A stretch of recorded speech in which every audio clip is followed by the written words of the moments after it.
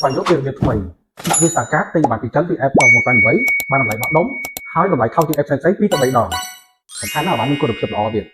តោះអនុវត្តព្រៀងជាមួយខ្ញុំចំណាយពេលត្រឹមតែ2នាទីតែប៉ុណ្ណោះជាដំបូងអ្នកគ្នាចូលទៅកាន់ app 1688ហើយបន្ទាប់មកអ្នកគ្នារកតំណែងណាដែលអ្នកគ្នាចង់ទិញហើយយើងអាចរើសម៉ូដរើសពណ៌ឬទំហំមួយណាដែលអ្នកគ្នាចង់ទិញអញ្ចឹងបន្ទាប់ពីយើងរើសបានតំណែងដែលយើងពេញចិត្តហើយគឺយើងអាចធ្វើការចុចបញ្ជាទិញ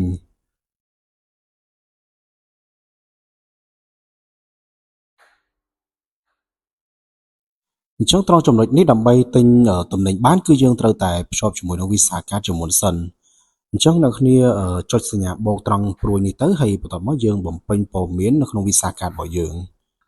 អញ្ចឹងបន្ទាប់ពីយើងចូលទៅកាន់កន្លែងភ្ជាប់ Visa Card ហើយកន្លោនខាងលើនេះគឺយើងបំពេញលេខកូដរបស់ Visa Card របស់យើងហើយកន្លោនទី2ហ្នឹងគឺយើងបំពេញថ្ងៃខែផុតសុពលភាពរបស់ Visa Card ហើយទី3ហ្នឹងគឺយើងបំពេញពាក្យសម្ងាត់របស់ Visa Card របស់យើងដែលយើងឃើញអក្សរ CVV ហ្នឹងហើយទី4ហ្នឹងគឺឈ្មោះរបស់យើងនៅក្នុង Visa Card របស់យើងអញ្ចឹងបន្ទាប់ពីយើងបំពេញ Visa Card ព័ត៌មាននៅក្នុង Visa Card របស់យើងរួចរាល់ហើយគឺយើងធ្វើការចុចបញ្ជាទិញអញ្ចឹងនៅពេលដែលយើងធ្វើការចុចបញ្ជាទិញហើយយើងនឹងឃើញសញ្ញាគ្រីសនៅខាងលើនេះអញ្ចឹងមានន័យថាយើងទិញបានជោគជ័យហើយអញ្ចឹងបន្ទាប់ពីយើងទិញបានជោគជ័យហើយវានឹងកាត់លុយនៅក្នុង Visa Card របស់យើងអូតូហ្មង